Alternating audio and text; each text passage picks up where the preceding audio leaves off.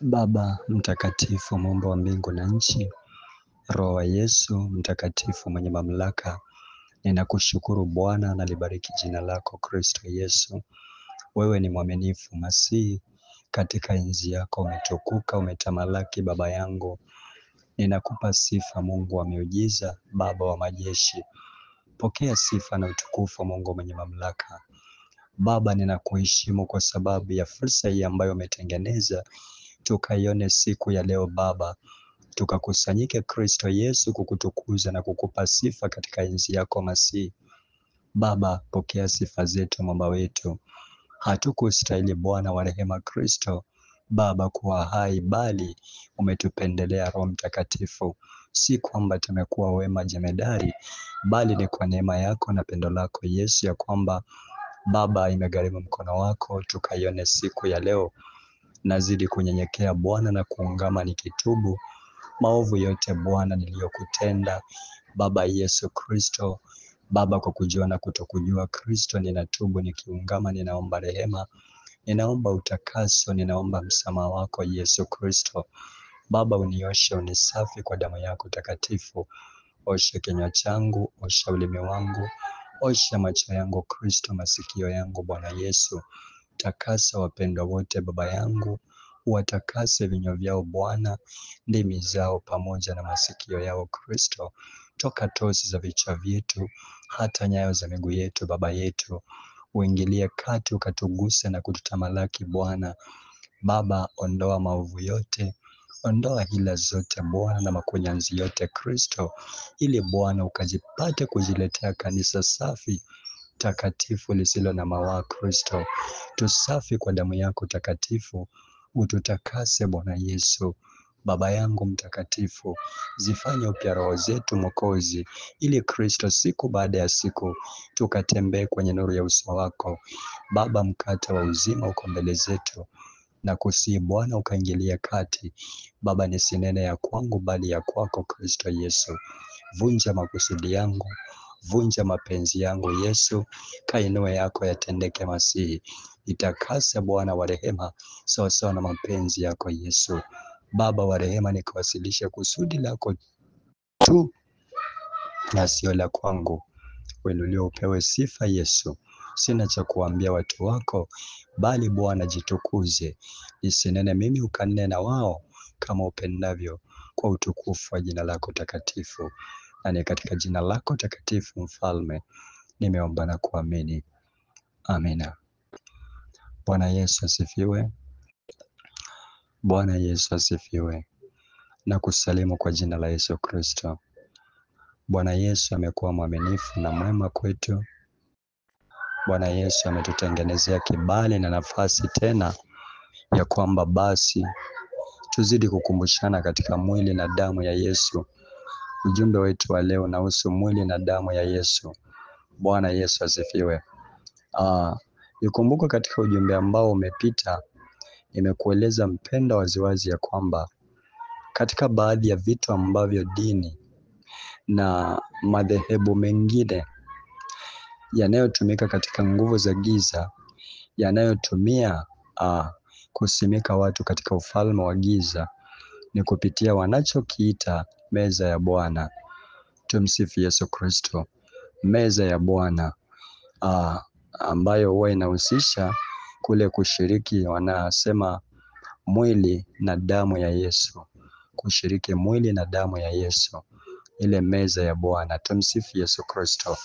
Ikumbukwe ya kwamba mpendwa, katika ufalme wa giza, mambo haya huwa yanatendeka. Shetani huwa na meza yake, na ndiyo maana devil worshippers, na ndiyo maana katika ibada za giza ambazo sasa hivi nyingi zimegeuzwa sasa zinafanyika katika makanisa, zimevutwa, maana giza limeingizwa kanisani na kanisani likaingizwa katika giza. Tumsifu Yesu Kristo. Wana wa Yesu, lazima tuwe makini zaidi. Unatembea vipi? Unaenda wapi? Una mwaliko upi? Unafanya nini? Unashiriki nini? Kwa jina la Yesu Kristo, si kila mwaliko basi Usipomuuliza Yesu Kristo kwanza, basi ushiriki ya kwamba nafsi yangu imenisukuma tu nishiriki. Si kwamba nafsi yako ikikusukuma, si roho, msikize roho kwanza, na si chakula utashiriki. Tumsifu Yesu Kristo. Tutakapokuwa na ulafi wa roho, ulafi wa kiroho, ya kwamba kila chakula tunataka tushiriki, kila neno huku, maadamu liko kwenye TV, maadamu liko kwenye redio, mara mitaani, mara kwenye makurusedi, mara mitandaoni, kila kitu tumekuwa walafi. Tunatafuna, tunachukua, tunatafuna, tukiteuka, tukivimbiwa, mwisho tutakosa msimamo na neno la Kristo litakosa nafasi mioyoni mwetu. Lile la kweli tulilolipokea tutaliteuka, tuliteme, alafu mwisho sasa tuenende kwa kuonjaonja. Mwisho hatutashiba, tutakinai, alafu tuone yote ni sawa, vyote vinafanana, kisha tujiachilie, dunia ituweze, na shetani naye atakuwa anashangilia, maana amewapanda wengi mawakala kutoka ufalme wa giza. Turudi pale mwana wa Yesu. Nimekuambia kwamba katika ufalme wa giza ibada ya meza ya Bwana hufanyika pia, na wale wanachokifanya ni kwamba na wao wanatumia nyama, wanakula nyama na kunywa damu.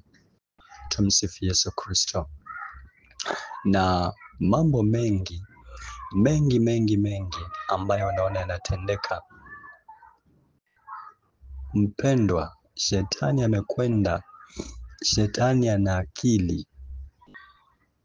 Usifikiri ya kwamba tusipotulia mbele za Kristo, tusipokaa na Yesu, tukaongozwa na Roho wake, tuna uwezo wa kumshinda shetani ujanja. Ni Yesu Kristo akae ndani mwetu, atupe hekima. Tukiwa na Roho Mtakatifu ndio tutaweza kupambanua yaliyo ya kweli na yaliyo ya uongo. Na wana wa Yesu, tusipokuwa na hekima ya Roho Mtakatifu ya kupambanua baina ya mema na maovu, tutapotea mchana. Tumsifu Yesu Kristo. Usiseme ya kwamba moyo wangu mimi nimehisi tu nifanye, ninaonelea tu nifanye. Tumsifu Yesu Kristo. Kuwa na uhakika ya kile kitu ambacho unafanya. Je, kinamtukuza Mungu wa majeshi? Kama vile ambavyo unasema umeshuhudiwa kabisa ya kwamba ufanye. Tumsifu Yesu Kristo. Sasa mimi nimesikia baadhi ya watu wengi, mambo mengi. Fuatilia sana watu ambao walikuwa wamejisimika katika falme za giza. Walifika mahali wakapewa chakula nyama, wakapewa chakula nyama, wakala, wakapewa na kinywaji aina ya, wengine wakapewa soda, wengine wakapewa juisi. Lakini mwisho walipomaliza, wakaambiwa ukweli, wakagundua ya kwamba walikuwa wanakula nyama na kunywa damu za watu. Tumsifu Yesu Kristo. Wana wa Yesu, tunatembea katika kipindi ambacho mambo yanatendeka, mambo yanafanyika. Uchawi umeingizwa makanisani, na shetani anatumia kile mahali ambapo Yesu amepatoa mguu, anasema sasa niangalieni mimi. Ibada yenu itoeni katika mwili, irudisheni katika roho. Mimi siabudiwi tena katika mwili, bali ninaabudiwa katika roho na kweli. Lakini tukikwamilia pale pale, tukadumu katika zile ishara pale pale, tukakosa kujua Yesu alimaanisha nini katika roho, mwisho tunakengeuzwa, tunaingizwa, tunauzwa katika utumwa wa giza. Tumsifu Yesu Kristo. Hatua kwa hatua, mwisho tutajipata tumejifungamanisha maagano machafu sana katika falme za giza. Wana wa Yesu, tuwe macho sana. Tumsifu Yesu Kristo. Na waasia kwa jina la Yesu Kristo, tuwe macho, tuwe macho. Linda moyo wako, tunza mguu wako wewe, jitunze nafsi yako, linda moyo wako kuliko yote uyalindayo. Tumsifu Yesu Kristo. Watu wengi wanapenda kualikwa katika masherehe, katika makanisa. Uchawi unafanyika katika makanisa. Vitu vingi, vyakula vinageuzwa, karamu zinafanyika. Katika karamu nyingi, nyama zinapenda kupikwa sana. Tumsifu Yesu Kristo. Mwana wa Yesu, si kila mwaliko unakufaa. Uliza Mungu kwanza. Si kila chakula ukishiriki, hata meza ya Bwana. Tumsifu Yesu Kristo. Kinachoitwa meza ya Bwana, wacha tuangalie mwili na damu ya Yesu.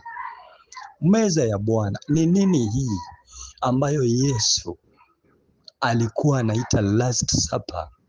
Akawa anasema ya kwamba Luka 22 kuanzia 15 mpaka 20, akawaambia, nimetamani sana kuila Pasaka hii pamoja nanyi kabla ya kuteswa kwangu. Bwana Yesu asifiwe. Kwa maana nawaambia ya kwamba siili tena hata itakapotimizwa katika ufalme wa Mungu. Sikiliza anaposema mstari wa 16, siili tena, kwa maana nawaambia siili tena. Unajua kwa nini anasema? Tuanzie mstari wa 15 tena, nielewe kwa makini. Akawaambia, nimetamani sana kuila Pasaka hii pamoja nanyi kabla ya kuteswa kwangu. Kabla ya kuteswa kwake, ina maana ilikuwa ni last supper. Kumbuka Yesu alikuwa bado hajafa, lakini alikuwa anatimiza yote. Anafanya yote ili atimize. Yatakapotimia mwisho, alipokufa pale msalabani, sasa akasema imekwisha. Tumsifu Yesu Kristo. Haleluya. Lakini sikiza anavyosema, nitarudia tena na tena, uelewe kwa jina la Yesu Kristo. Mungu akupe hekima, Mungu akupe ufunuo kwa jina la Yesu Kristo. Alafu utakapoelewa ya kwamba mambo haya, ikiwa utaendelea kuyafanya katika ishara, usipojua ya kwamba ilimaanisha nini na unatakiwa ufanye nini, ukaendelea kuenenda na hizi ishara, ukiendelea kufanya kwa sababu yalifanywa pasipo kuelewa, mwisho utajipata unajiandikia hukumu. Utajipata umesimikwa katika Kwa nini unajiandikia hukumu? Umesimikwa katika maagano ya kichawi, ya kipepo, ya kidini. Na tumsifu Yesu Kristo. Kwa sababu maandiko yanasema katika Wakorintho ya kwamba kila yeyote aulaye,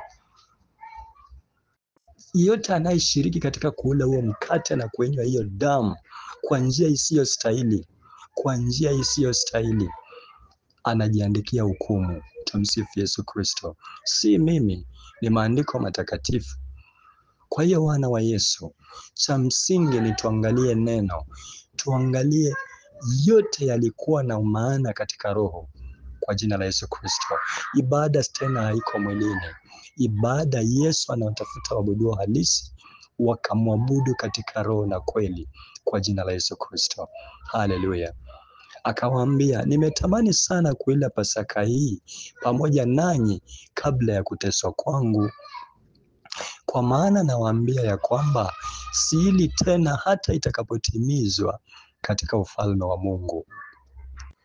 Na ndiyo maana inaitwa last supper. Kwa nini anasema siili tena hata itakapotimizwa katika ufalme wa Mungu? 17, akapokea kikombe, akashukuru, akasema, twaeni hiki mgawanye ninyi kwa ninyi. Kugawanya ninyi kwa ninyi kunamaanisha nini? Ushirika, washirikiane. Tumsifu Yesu Kristo. 18, maana nawaambia ya kwamba tangu sasa sinywi mazao ya mzabibu hata ufalme wa Mungu utakapokuja. Sikia anaposema ya kwamba hali hata kula tena hata itakapotimizwa katika ufalme wa Mungu. Bado ndivyo anavyosema ya kwamba, maana nawaambia ya kwamba tangu sasa sinywi mazao ya mzabibu hata ufalme wa Mungu utakapokuja. 19. Akatoa mkate, akashukuru, akaumega, akawapa akisema, huu ndio mwili wangu unaotolewa kwa ajili yenu. Fanyeni hivi kwa ukumbusho wangu. Tumsifu Yesu Kristo. Akatoa mkate, akashukuru, akaumega, akawapa akisema, huu ndio mwili wangu unaotolewa kwa ajili yenu. Fanyeni hivi kwa ukumbusho wangu. Tumsifu Yesu Kristo. 20. Kikombe nacho vivyo hivyo baada ya kula akisema, kikombe hiki ni agano jipya katika damu yangu imwagikayo kwa ajili yenu. Lakini mpendwa, unaelewa maneno haya? Tumsifu Yesu Kristo. Unaelewa maneno haya? Hebu soma tena na tena. Akatoa mkate, akashukuru, akaumega, akawapa akisema, huu ndio mwili wangu unaotolewa kwa ajili yenu. Fanyeni hivi kwa ukumbusho wangu mimi. Haleluya wapendwa. Alipoutoa ule mkate, akaumega, akauvunja, akawapa. Alikuwa anawaashiria nini? Alipoutoa ule mkate, akauvunja, akawapa. Alikuwa anamaanisha jinsi gani mwili wake unakwenda kuteswa, mengi kwa ajili yetu. Kwa kupigwa kwake tumepona. Tumsifu Yesu Kristo. Alikuwa anamaanisha tuwe katika ushirika. Ushirika wa nini? Neno ushirika humaanisha watu ambao wameunganishwa na Kristo. Roho mmoja, imani moja, ubatizo mmoja, Baba mmoja, tumaini moja. Vinginevyo hamna ushirika pale. Tumsifu Yesu Kristo. Tusidanganyike wana wa Yesu. Tusidanganyike wana wa Mungu. Mahali ambapo nuru ipo, wote huvutwa katika ile nuru. Lakini mahali ambapo nuru haipo, ndo utaona sasa huyu anafuata yake, yule anafuata yake, na yule kule anafuata yake. Kwa nini? Ikiwa nuru, maandiko yako wazi, roho mmoja, Baba mmoja, ubatizo mmoja, tumaini moja. Neno ni hili. Tumsifu Yesu Kristo. Kuna nini? Akatoa mkate, akashukuru, akaumega, akawapa akisema, huu ndio mwili wangu unaotolewa kwa ajili yenu. Fanyeni hivi kwa ukumbusho wangu mimi. Tumsifu Yesu Kristo. Fanyeni hivi. Alipotoa ule mkate, akaumega, akawapa. Akatoa tena kikombe, akashukuru, akisema, kikombe hiki ni agano jipya katika damu yangu. Agano jipya, si lile la kwanza tena. Agano jipya ina maana ni damu ya Yesu.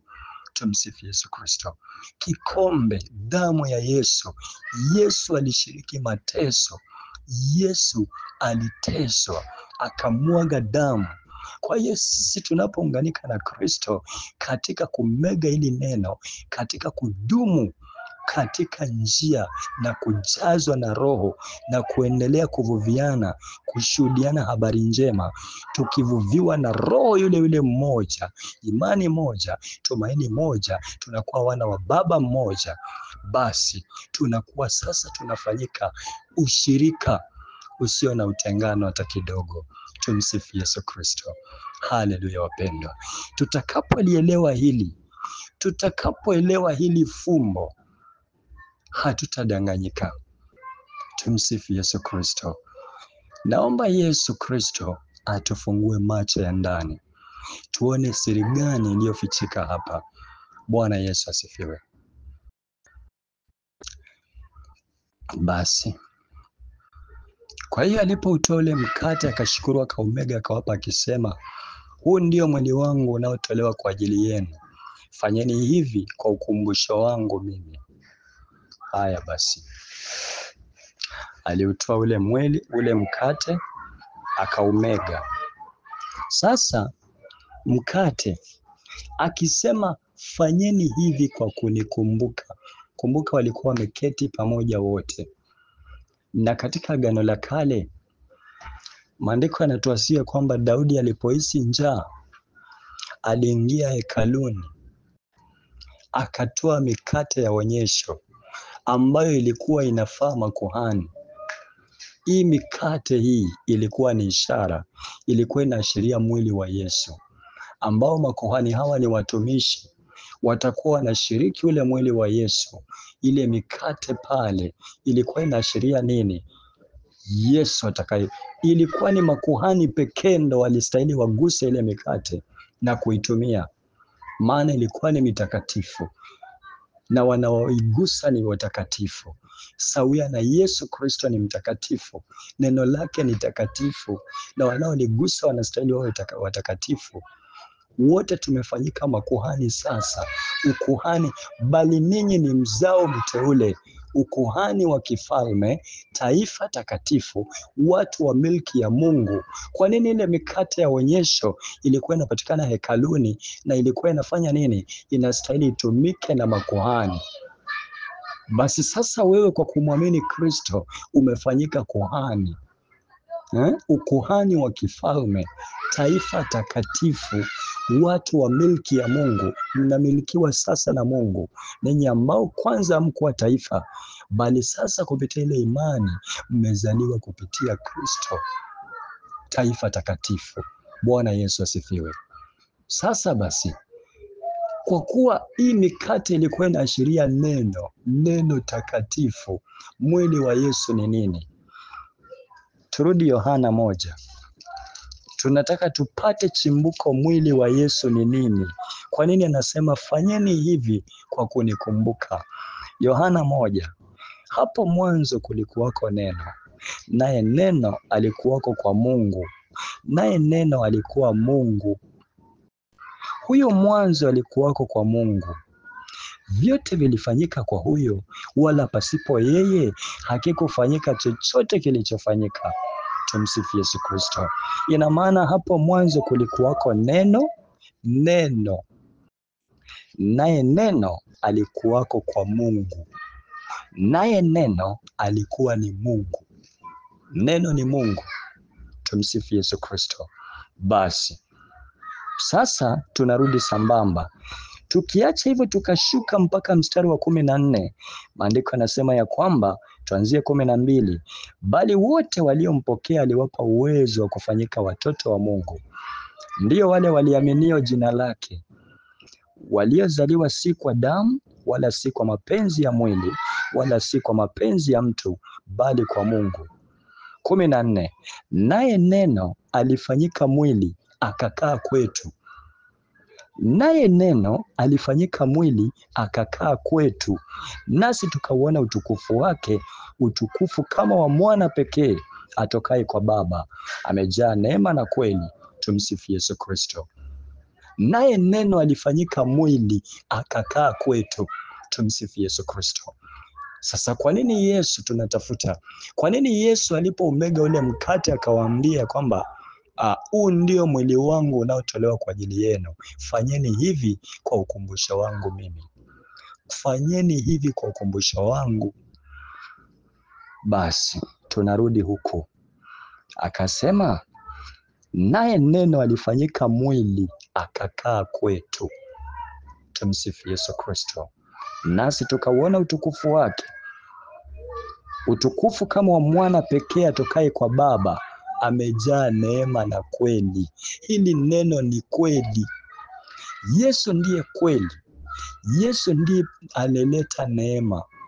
Pasipo Yesu hakuna neema. Pasipo Yesu hakuna kweli.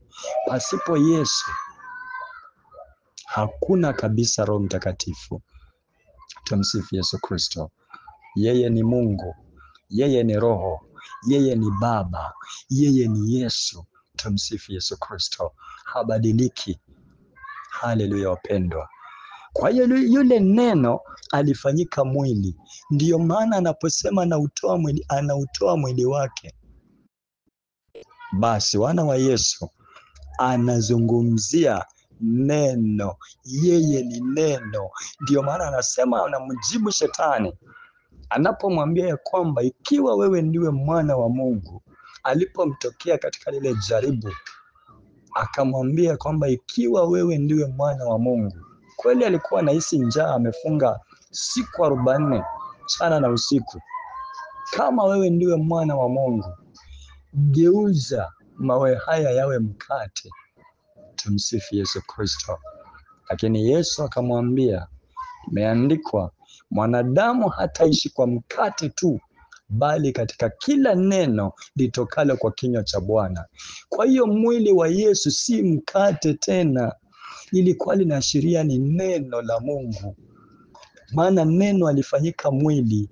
Ule mkate ulikuwa ni ishara, kutuonyesha ishara. Tumsifu Yesu Kristo. Wapendwa, lazima tutoke katika ishara, lazima tuvushwe. Tumetoka katika mauti, tumeingia katika uzima. Tumetoka katika mwili, turudi sasa katika roho. Ni wakati Baba anawatafuta waabudu halisi, waabudu katika roho na kweli. Ila tusiporudi kumwabudu katika roho na kweli, tukabaki katika ishara za kale, basi wana wa Mungu wa majeshi, tusipoelewa mifano hii ilikuwa inamaanisha nini, na hata tukifanya tukaelewa inamaanisha nini, itakuwa ni rahisi sana kukamatwa na uongo na ujanja wa shetani, na mwisho tutasimikwa katika maagano tusiyoyajua.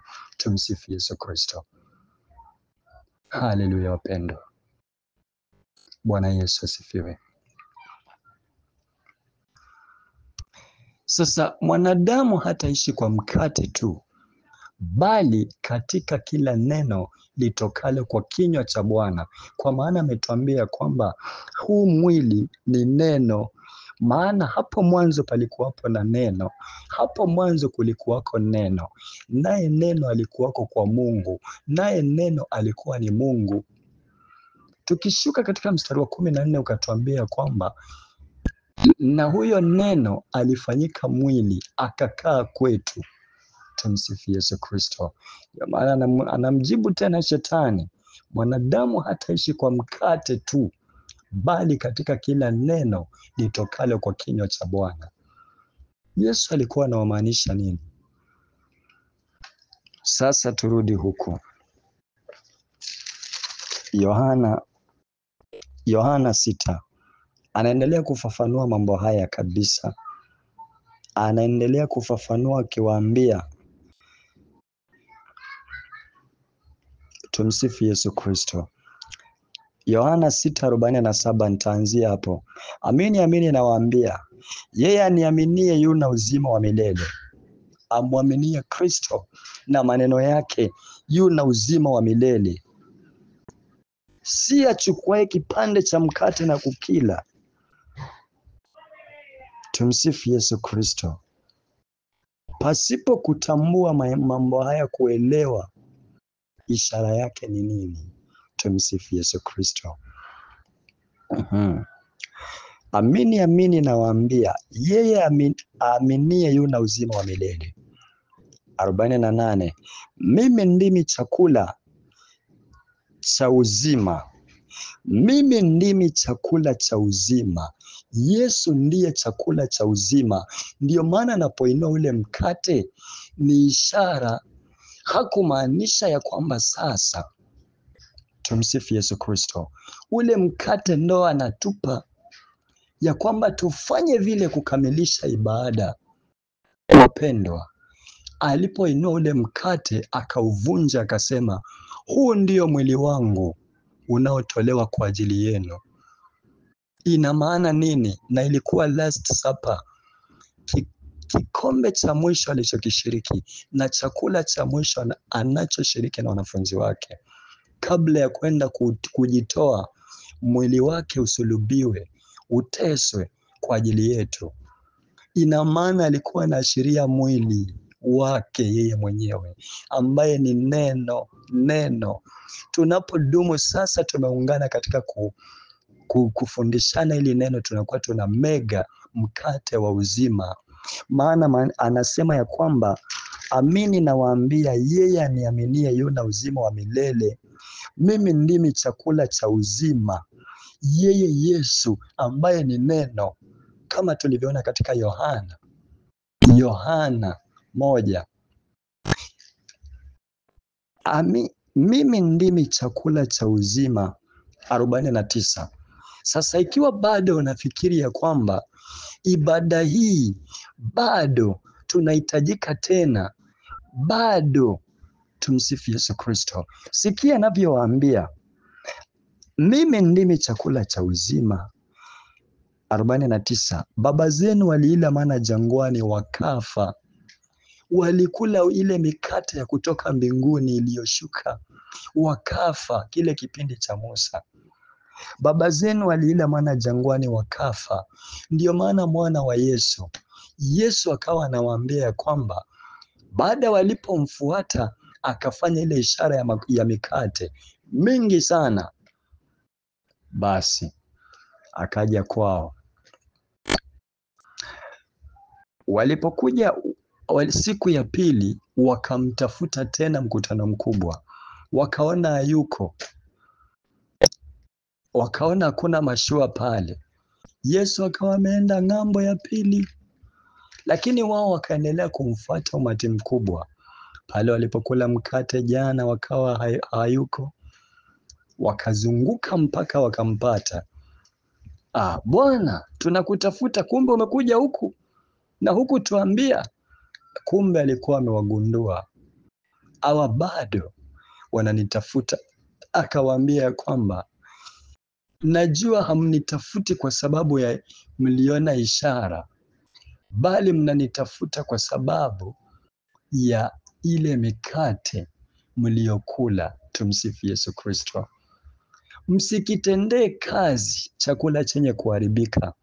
Bwana Yesu asifiwe. Ndio maana anawaambia hivi, mimi ndimi chakula kishukacho cha uzima. Baba zenu waliila mana jangwani wakafa.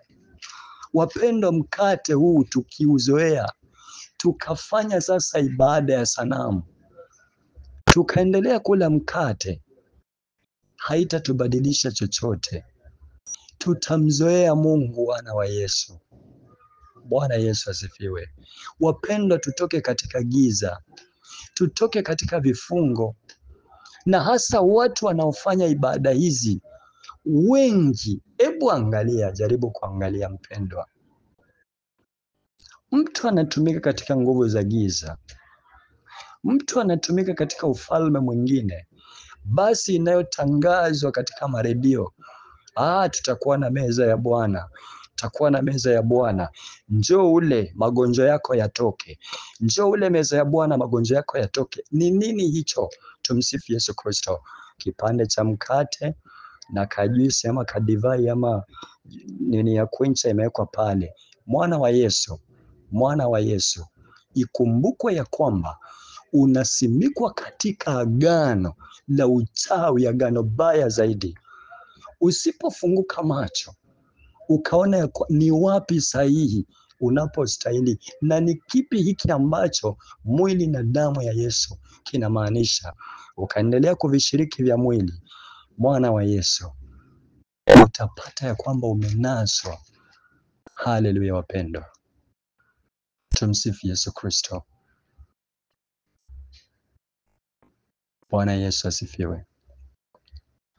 Sisemi ya kwamba ni mbaya, lakini ninakuambia hivi, mwana wa Yesu, chunguza mambo kwanza. Wacha nikwambie, usiabudu kwa sababu kupitia ishara, usiabudu kupitia vitu unataka ishara, bali abudu Mungu wa majeshi. Abudu Mungu wa majeshi katika roho na kweli. Tumsifu Yesu Kristo. Sasa ule mwili anaposema ya kwamba Baba zenu waliila mana jangwani wakafa. Hiki ni chakula kishukacho kutoka mbinguni. Yeye Yesu. Hiki ni chakula kishukacho kutoka mbinguni, kwamba mtu akile wala asife. Yeye mwenyewe ambaye ni neno. Ndio maana maandiko yanasema ya kwamba neno ni la milele. Mbingu zitapita, nchi zitapita, lakini neno litadumu milele. Mikate itapita, ngano zitapita, kila kitu kitapita. Hata maandiko yanatuhusia kwamba chakula ni kwa tumbo, tumbo ni kwa chakula, lakini vyote vitatoweshwa. Tumsifu Yesu Kristo. Lakini neno litasimama, lakini yule mtu wa ndani, roho, atasimama katika hukumu. Vyote hivi vikiisha, ili dongo mwili likiisha, likapukutika na mavumbi yote ya dunia vikabebwa na kukunjwa kama karatasi na kutoswa katika lile ziwa la moto, basi yule mtu wa roho atakwenda sasa kuhukumiwa kwa jina la Yesu Kristo, na neno nalo ndilo litakalohukumu, ambalo ni Kristo mwenyewe. Kwa hiyo sasa tutoke katika vifungo vya giza, tutoke katika ibada za sanamu. Tumsifu Yesu Kristo. Kwa nini ni ibada za sanamu? Jinsi ambavyo wanazifanya hawa wachungaji ambao wako katika ufalme wa giza, wanapotoa, wewe unaona ya kwamba unakula kipande cha mkate, unaona ya kwamba unakunywa juisi ama soda ama kwencha, lakini mpendo wa Mungu aliye hai, katika ulimwengu wa roho unasimikwa katika agano baya. Tumsifu Yesu Kristo. Huenda unakunywa damu ya mwenzako, huenda unakula vitu vingine, nyama za kukusimika katika mpendo wa maagano ya kichawi, ya kipepo. Ndiyo maana hata utakapoambiwa, utabaki kuwa mateka pale. Yaani ni kama shimo ambalo halina mahali pa kutokea. Unajaribu kutoka lakini hauwezi. Tumsifu Yesu Kristo. Mimi silisemi kwa shauri langu ili neno. Thibitisha mpendo wa Mungu aliye hai. Omba Mungu. Thibitisha vitu kwa jina la Yesu Kristo. Ninakusihi kwa jina la Yesu Kristo. Thibitisha mambo. Usishiriki tu, bora umeshiriki. Utakuwa na meza ya Bwana, shiriki.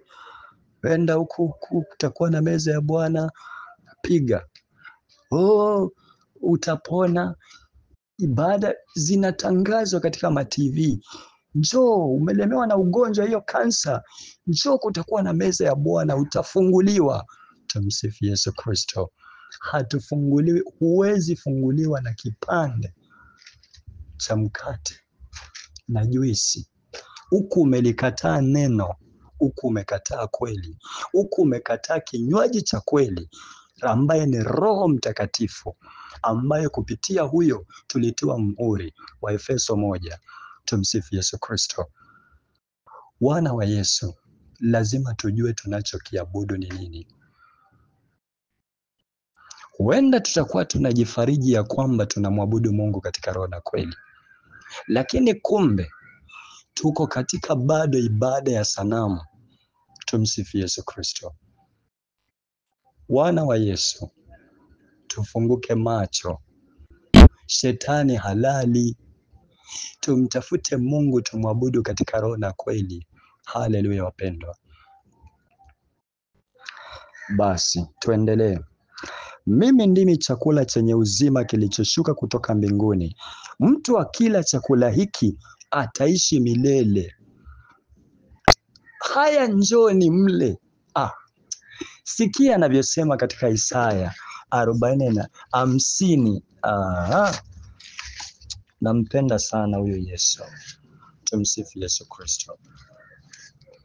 Sikia anaposema katika Isaya 55. Haya, kila aonaye kiu, njoni majini, naye asiye na fedha, njoni nunueni mle. Naam, njoni nunueni divai na maziwa, bila fedha na bila thamani. Tumsifu Yesu Kristo.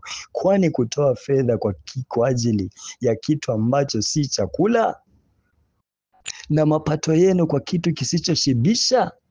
Nisikilizeni kwa bidii, mle kilicho chema na kujifurahisha nafsi zenu kwa unono. Tegeni masikio yenu na kunijia, sikieni na nafsi zenu zitaishi, nami nitafanya nanyi agano la milele. Naam, rehema za Daudi zilizo imara. Haleluya, wana wa Yesu. Wapendo wa Yesu Kristo, maandiko matakatifu yanatuasia kwamba haya, kila aonaye kiu, njoni majini. Maji haya yanasimamia neno safi ambalo tena ndo mwili wa Kristo. Tumsifu Yesu Kristo. Naye asiye na fedha, njoni nunueni mle, kumaanisha ni bure kwa kumwamini Yesu. Gharama unayohitaji ni kumwamini Yesu, ni kumtafuta Yesu kwa bidii, kwa jina la Yesu Kristo, kujitoa, kuhesabu gharama, maana wokovu lazima uhesabu gharama. Tumsifu Yesu Kristo. Njoni nunueni divai na maziwa. Divai, kinywaji. Huyu ni roho bure, utajazwa bure ukidumu katika kula mkate na kuinywa damu yake. Divai hii inasimamia Roho Mtakatifu. Ndio maana tunaambiwa kabisa na Roho akimtumia Paulo ya kwamba bali sasa msilewe tena mvinyo, bali mjazwe na Roho. Na wanafunzi walipokuwa wakinena kwa lugha, wakasema ya kwamba hapana, hawa watu, hii sasa ndo damu ya Yesu ya kweli. Si ile juisi, si yale maziwa, si ile kwincha, si ile soda ya Coke unayopewa. Tumsifu Yesu Kristo. Lakini maandiko yanasema ya kwamba, anaposema ya kwamba fanyeni hivi kwa kunikumbuka, ina maana tudumu katika ushirika wa roho mmoja. Maana maandiko yako wazi katika Waefeso, roho mmoja, imani moja, ubatizo mmoja, Baba mmoja na tumaini moja. Tumsifu Yesu Kristo. Haleluya wapendwa.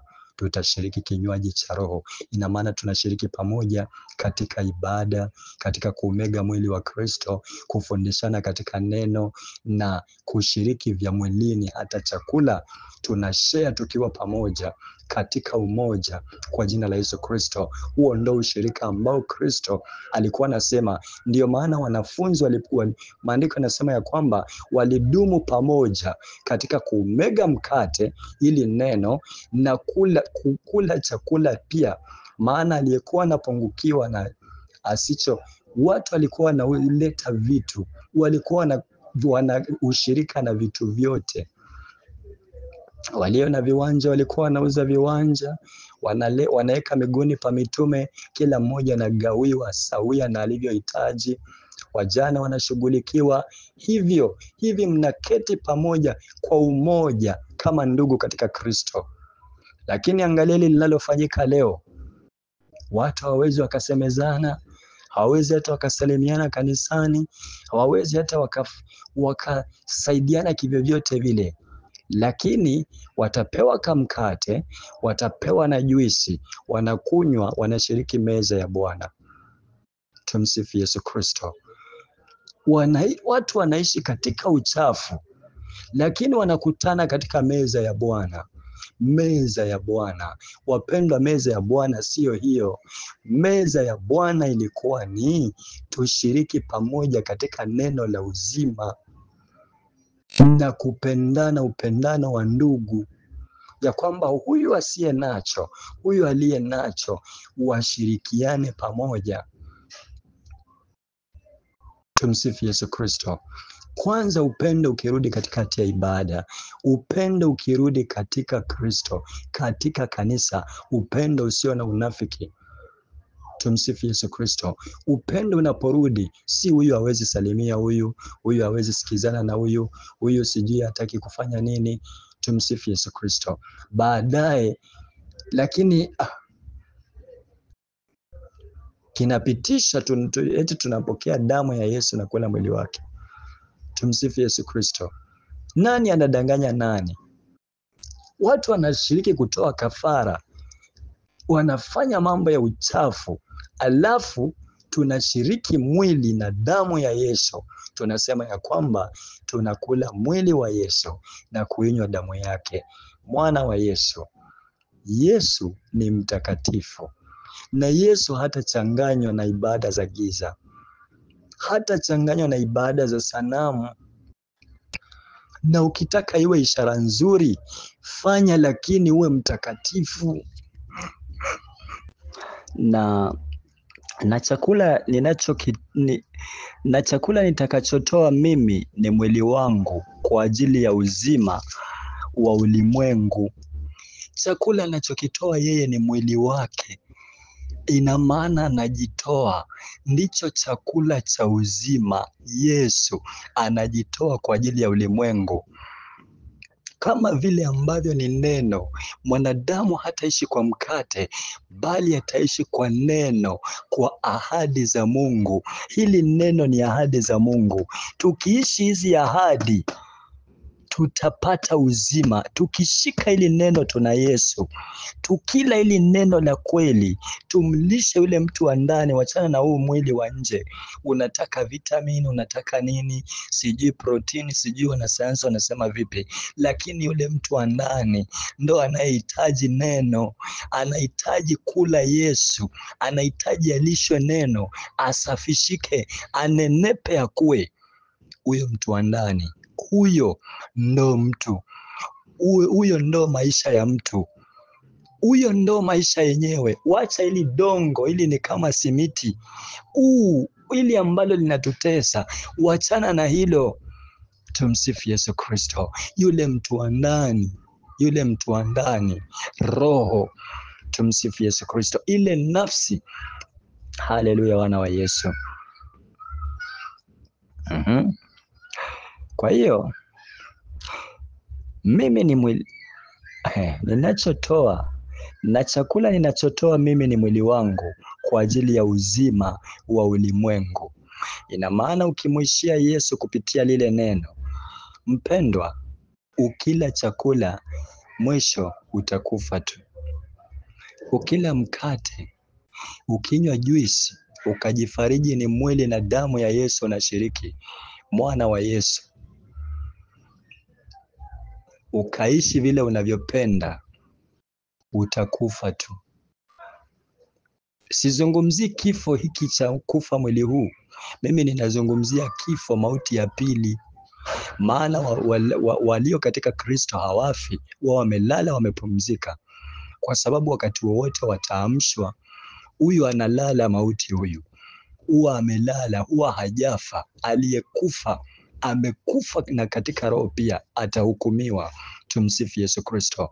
Ninazungumzia yule mtu ambaye anafariki katika Kristo. Heri wafu wafao katika Kristo tangu sasa, maana wana lile neno, wameula mwili wa Yesu, ameshiba ule mwili wa Yesu, lile neno amekula, limemtakasa, nanyi mmekwisha kuwa safi kupitia lile neno nililowapa. Ndivyo anavyowaambia ya kwamba. Tumsifu Yesu Kristo. Basi sikia sasa, basi Wayahudi walishindana wao kwa wao. 52 Yohana 6. Basi Wayahudi walishindana wao kwa wao wakisema, awezaje mtu huyu kutupa sisi mwili wake ili tuule? Hawaelewi bado. 53. Basi Yesu akawaambia, amini amini nawaambieni, msipoula mwili wake mwana wa Adamu na kuinywa damu yake, hamna uzima ndani yenu. Tusipoula mwili wa Yesu, ili neno, tusipoishi katika neno, ndio maana tunaambiwa katika Wakolosai ngapi? Tumsifu Yesu Kristo. Wapendwa, tusidanganyike, tusidanganyike kivyovyote vile. Msingi ni neno, msingi ni neno. Usidanganyike na kitu kingine chochote. Neno husafisha vyote, neno hutakasa huduma zote, ni neno husafisha, ni neno huchonga karama zote. Neno ndo msingi, neno hupima kila kitu. Ndiyo maana kazi ya kila mtu itapimwa kwa moto, itajaribiwa na neno. kama vile dhahabu hupitishwa katika moto. Ili neno ni moto na ili neno ni upanga wenye makali kuwili ukatao kuwili. Tumsifu Yesu Kristo. Ili neno ni Kristo mwenyewe. Yesu ni moto ulao. Haleluya wapendwa. Ina maana tunapofungia neno nje, basi tumemkataa Kristo, tumeukataa mwili wake. Hatushiriki, hatumegi neno kwa wingi. Maandiko yanasemaje katika Wakolosai 3? Hebu fungua Wakolosai 3:16. Yanasemaje? Neno la Kristo na likae kwa wingi ndani yenu katika hekima yote, mkifundishana na kuonyana kwa zaburi na nyimbo na tenzi za rohoni, huku mkimwimbia Mungu kwa neema mioyoni mwenu. Haleluya wapendwa. Neno la Kristo na likae kwa wingi ndani yenu. Sio ibada ya sanamu na ikae kwa wingi mioyoni mwetu, sio masengenyo na yakae kwa wingi mioyoni mwetu, sio magombano na malumbano na yakae kwa wingi mioyoni mwetu, sio vitu vingine, sio ibada za sio chochote kile ambacho, sio ishara, sio miujiza na ikae kwa wingi mioyoni mwetu, bali neno la Kristo na likae kwa wingi mioyoni mwenu. Maana hata Yesu alikuwa anamshinda shetani kwa neno. Imeandikwa. Ndiyo maana mwana wa Yesu, ukijaa neno, kadri vile unavyoendelea kusoma neno, ndivyo linavyoendelea kukuongeza nguvu za roho. Unaendelea kusafishwa na lile neno. Tumsifu Yesu Kristo. Litakutakasa, litaiosha huduma yako. Ujue ya kwamba hapa sistahili kuenenda hivi. Hapa huduma yangu, nikiona ujumbe ambao unaenda hivi, huo si wa yeye. Adui yule, ina maana adui na yeye pia ana manipulate mjumbe, ana manipulate ndoto, ana manipulate hata funuo. Hata adui anakujia watu kupitia sauti, anawaita vile ambavyo, unajua shetani hana ruhusa ya kumotesha mtu ndoto, lakini shetani humanipulate ile ndoto akaigeuza.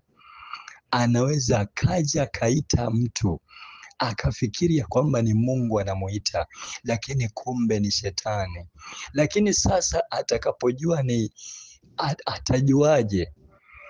Atakapoona kile anachoambiwa, ikiwa si mtu wa kuzama katika neno, ikiwa hajakaa katika msingi wa neno, basi huyu mtu anaweza akapotea haraka sana.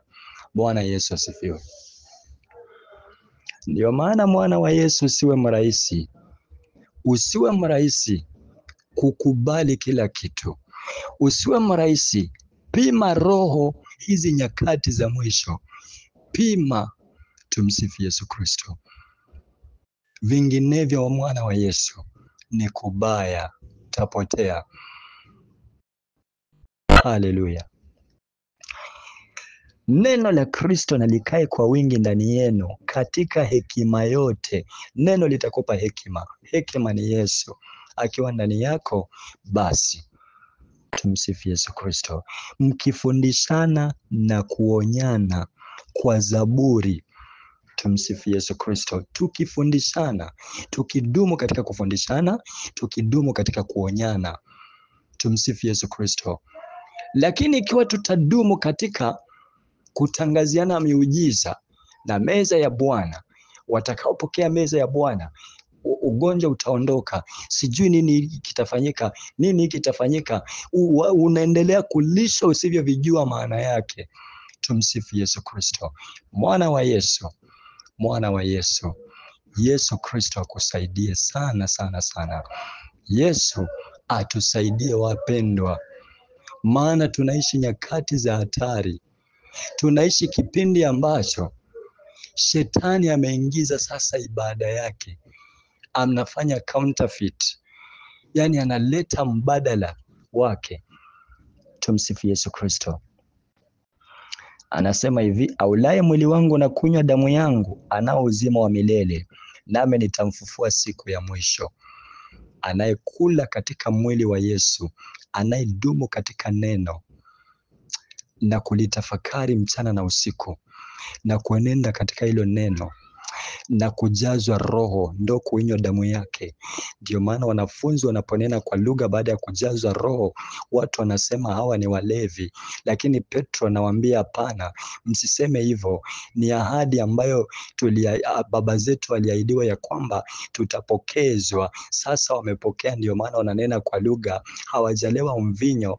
Ndio maana maandiko yanapiga muhuri ya kwamba kwa sasa msilewe tena mvinyo, bali mjazwe na Roho. Ukijazwa na Roho unanena kwa lugha mpya. Haleluya! Si tena kuincha alafu tukwamilie pale ya kwamba nimeshiriki ibada ya Bwana, mwaka nenda miaka rudi, uchafu, unaishi katika uchafu wote.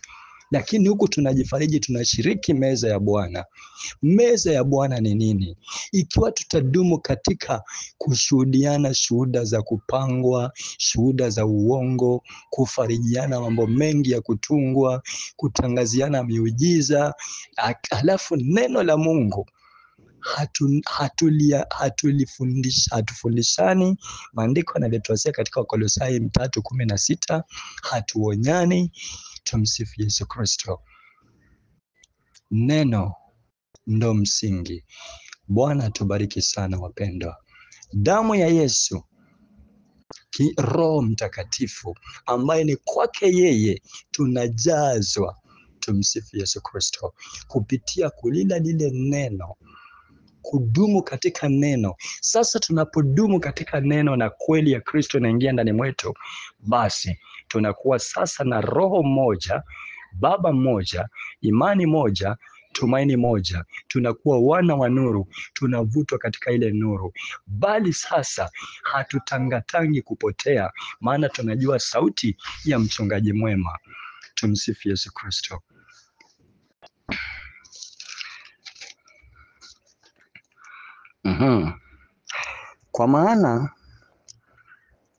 Kwa maana mwili wangu ni chakula cha kweli na damu yangu ni kinywaji cha kweli.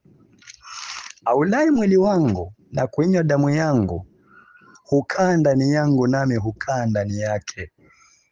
Adumuye katika neno na kudumu kuongozwa katika Roho, kumpokea Roho, kusikiza kile Roho anamwambia, sio mawazo yake. Tumsifu Yesu Kristo. Hata dhamiri yake ikimshuhudia kwamba hapa unakosea mpendwa, lakini moyo wake unamsukuma tu, wewe fanya hivi, nenda tu hivi. Tumsifu Yesu Kristo. Sio hiyo kabisa, kwa jina la Yesu Kristo. Kama vile Baba aliye hai alivyonituma mimi ni hai kwa Baba, kadhalika naye mwenye kunila atakuwa hai kwa mimi. Hiki ndicho chakula kishukacho kutoka mbinguni, si kama mababa walivyokula wakafa, na hivi bado wanakula na kufa.